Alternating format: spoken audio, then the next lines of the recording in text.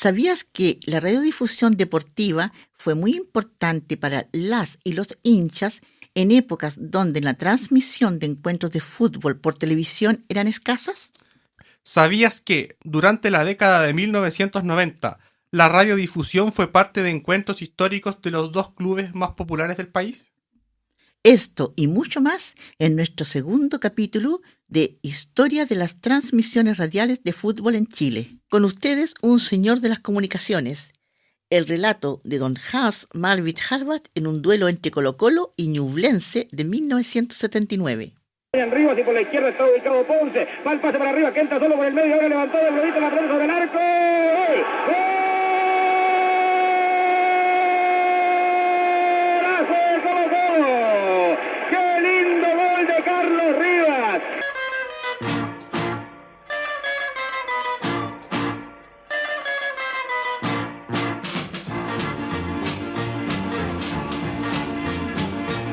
El Mundial del 62. Estimadas y estimados auditores, mi nombre es Fernando Clement Paredes, periodista de la Universidad Austral de Chile, y junto con Gloria Paredes Catalán, les quiero dar la bienvenida a nuestro segundo capítulo de Historia de las transmisiones radiales de fútbol en Chile, episodio denominado Segundo Tiempo de nuestra historia.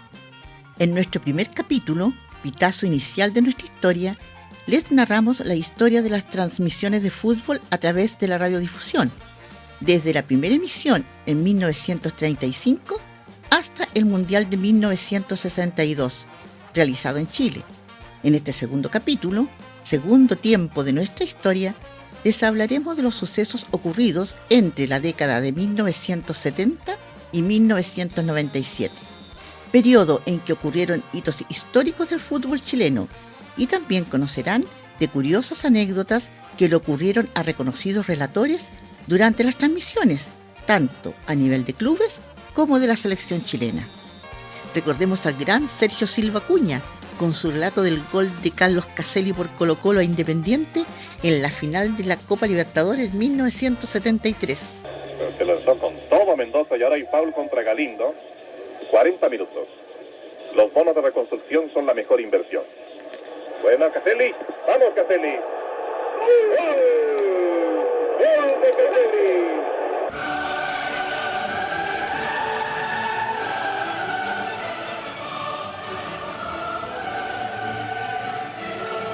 En 1973, Colo-Colo disputa por primera vez la final de la Copa Libertadores de América.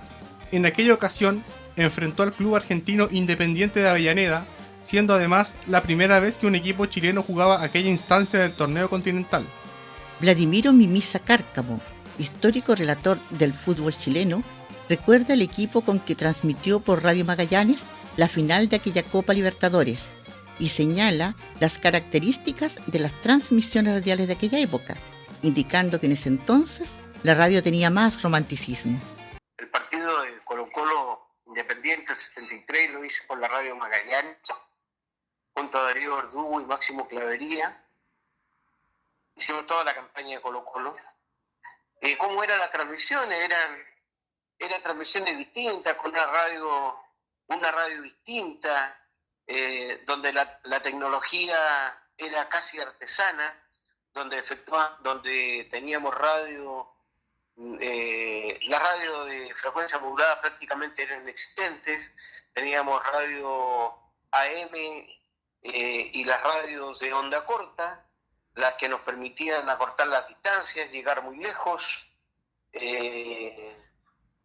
Yo diría que la radio tenía más romanticismo. Siempre surge algo bueno de un momento malo. Esto es lo que sucedió con Universidad de Chile en 1989. Un romántico viajero y el sendero continúa.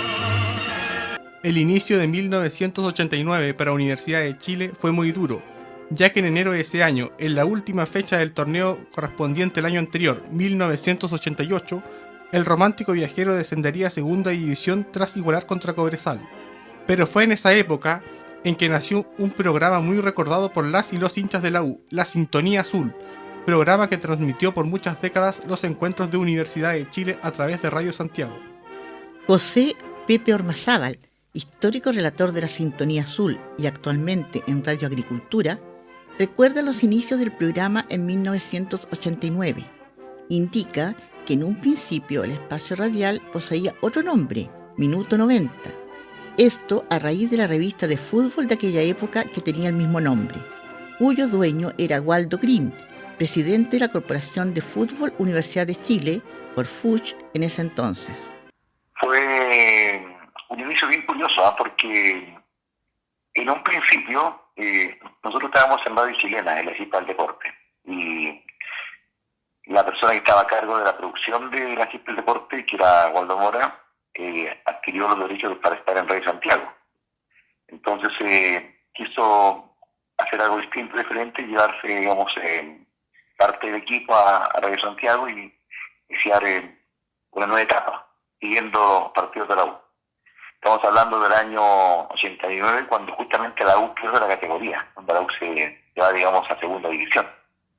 Entonces era un desafío bien interesante. En un principio el programa en sí no se llamaba Sintonía Azul. El programa tenía como nombre Minuto 90. Esto a raíz de la revista que había de fútbol, el cual era el dueño Waldo Green, que era el presidente en ese tiempo de la Corfuch. Entonces hubo una sociedad entre Waldo Green y Waldo Mora, y salió el espacio que se llamaba Minuto 90.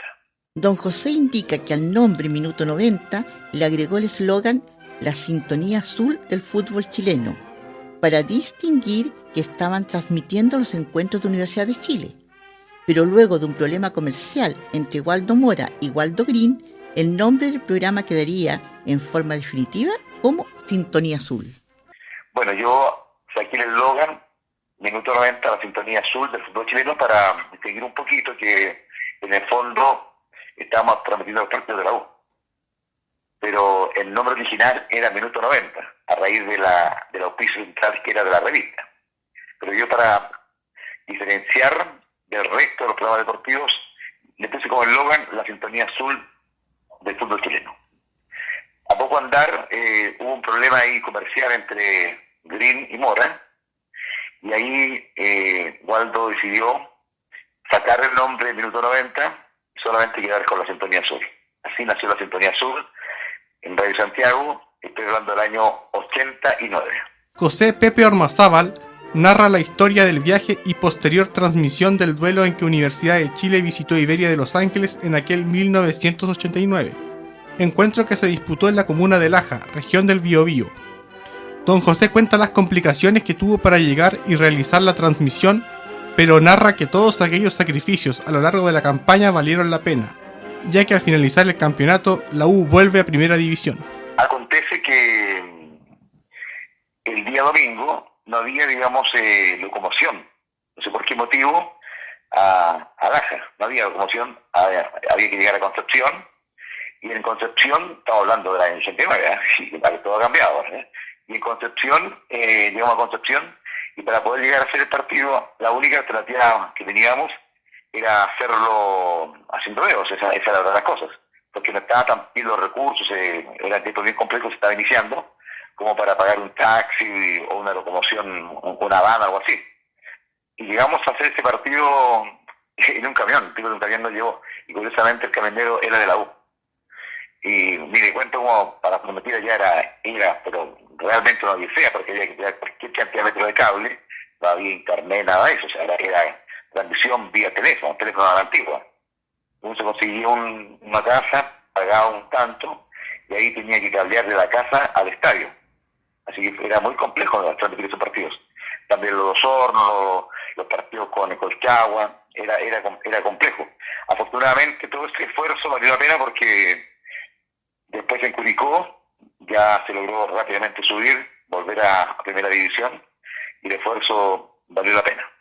Álvaro Sandoval Espinosa, hincha de Universidad de Chile, oriundo de Santiago, pero actualmente viviendo en Puerto Montt, recuerda que entre 1989 y 1990 fueron los años que más veces fue al estadio a ver a la U, y cuenta que su padre a los encuentros llevaba una radio portátil para seguir la transmisión mientras observaba el partido. Y ahí, en esa época yo iba más al estadio. Yo creo que ese años ahí de cabro, yo creo que ese año fue el que más fui al estadio, entonces tampoco me acuerdo. Yo muchas veces sí llevaba mi papá más que yo, que también en el estadio él iba con la radio, y él le gustaba escuchar la transmisión viendo el partido así en directo, pues eso le gustaba. A continuación, conoceremos otro acontecimiento histórico de la época, en la voz de Vladimiro Mimisa Cárcamo. Que juega con gran velocidad de la gente de Monumental. Se fue la gente, corre Bartichotto. Lo habilita Mendoza, centró Bartichotto. Saca un hombre, va a tirar Pérez, va a compartir.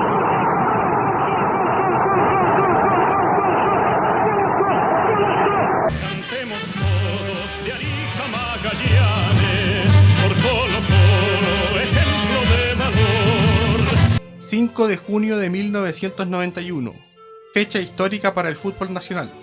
En el Estadio Monumental, Colo-Colo obtendría la Copa Libertadores de América, luego de vencer por 3-0 a Olimpia de Paraguay en la final de vuelta, siendo el primer título internacional del cacique y el primero en la historia del fútbol chileno.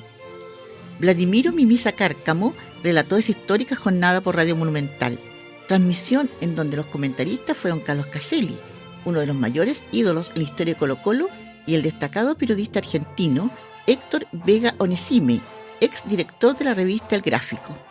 Don Vladimiro recuerda aquella jornada y transmisión del 5 de junio de 1991, indicando que en la previa del encuentro, las y los hinchas estaban ansiosos y que en el Estadio Monumental, 3 horas antes del encuentro aproximadamente, ya habían 30.000 personas. Los recuerdos de un público ansioso de lograr lo que nunca antes había logrado el fútbol chileno. Una Copa Libertadores de América, ¿no? Cuando yo llegué al estadio, y yo que llego generalmente 2 horas y media antes o 3 horas antes de cada partido, ya en el Estadio Monumental habían sobre 30.000 personas y era una multitud la que avanzaba por Macul, y con la esperanza cierta de que esa noche del 5 de junio, una noche muy fría en Santiago, Colo-Colo sería campeón, lo que a mí me causaba algún escozor, porque había sido también testigo en tantas otras oportunidades, con el mismo Colo-Colo en 73, con la Unión Española y con Cobreloa, donde estuvimos en la puerta del oro y donde honestamente se mereció ser campeón y no se fue.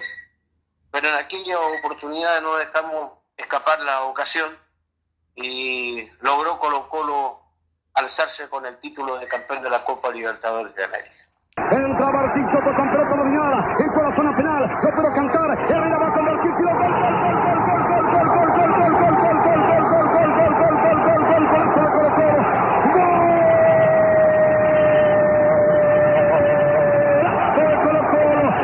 Vladimiro Mimisa señala que en un principio la llegada de las transmisiones de fútbol por televisión fue un golpe muy duro para la radio, pero que logró recuperarse rápidamente, e indica que los goles históricos de inicios de la década de 1990 que él relató para la radiodifusión te recuerdan más que los de las transmisiones televisivas. Creo que inicialmente fue un golpe muy duro para la radio, un golpe muy, muy duro, pero que se recuperó muy rápidamente, volvió a estar en un primer nivel. Nosotros, por ejemplo, Mundial de Italia 1990, Copa Libertadores del 91, el Sudamericano del 91 aquí en Chile,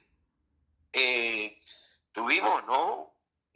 Compitiendo mano a mano con la televisión, y tanto es que mis goles pasaron a la historia, y se recuerdan mucho más mis goles transmitidos por la radio que los goles que en la época se transmitieron en la televisión. Otro acontecimiento importante que marcó la década de 1990 está relacionado directamente con la Universidad de Chile. Lo recordamos con el relato de José Pepe Ormazábal. viene corriendo el Pato, ¡gol!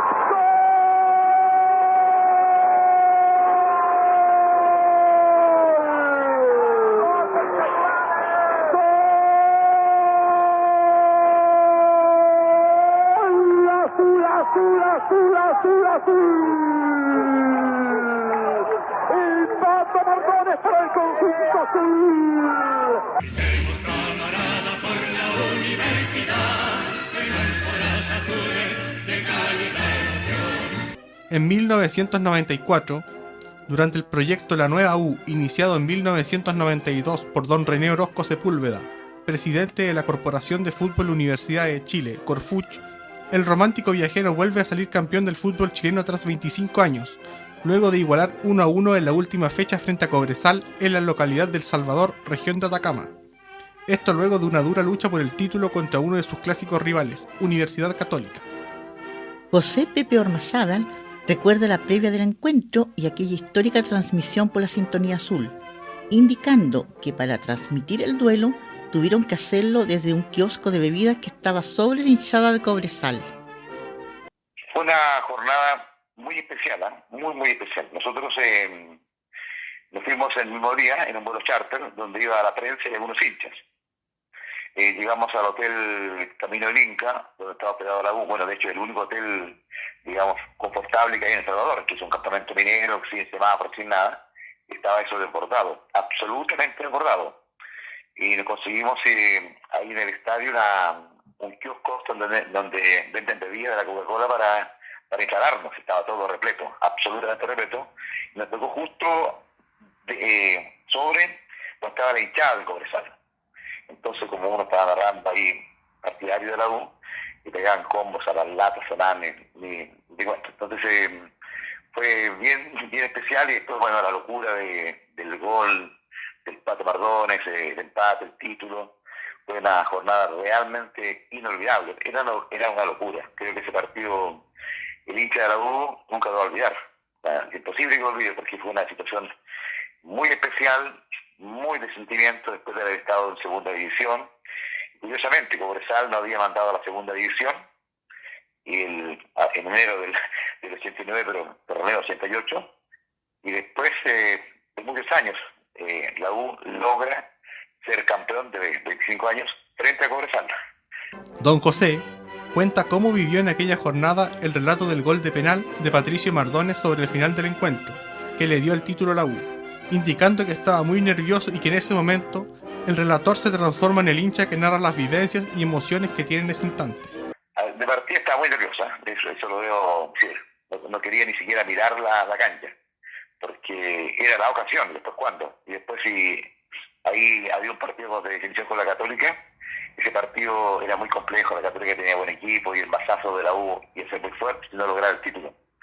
No, una locura total, fue un desahogo. Y en este momento uno se transforma en el hincha, hay que decirlo, aunque no corresponde, pero es un hincha que se instala en la caseta de radio y narra las emociones y las vivencias que tiene ahí en ese instante. No, realmente emotivo, muy emotivo. Don José cuenta una anécdota que le ocurrió aquella vez en el vuelo charter de regreso a Santiago, donde la jefa de cabina lo llamó por orden del capitán del vuelo, que era hincha de la U, para que le narre el gol del título, ya que por motivos laborales no lo pudo escuchar.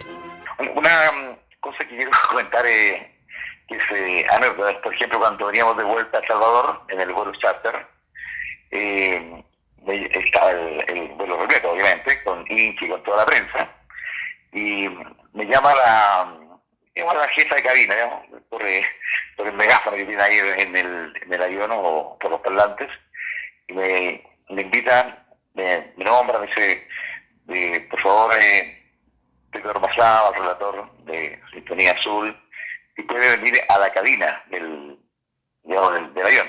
Venían medio de prensa, venía gente del medio que había hecho el partido, venía la gente de cooperativa de todos los medios. Bueno, pero me llamó a mí la azafata, porque dijo, y la galla dijo, la azafata es una orden del capitán.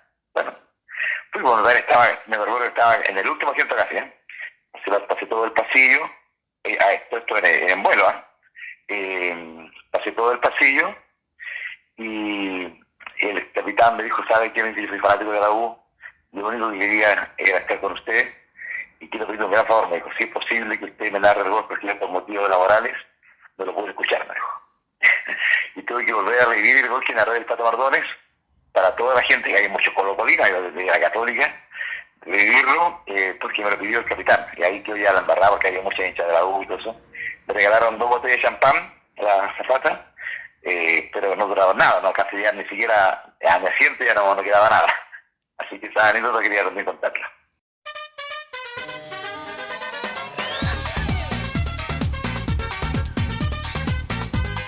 José Pepe Ormazábal recuerda el estadio más complejo donde le tocó relatar.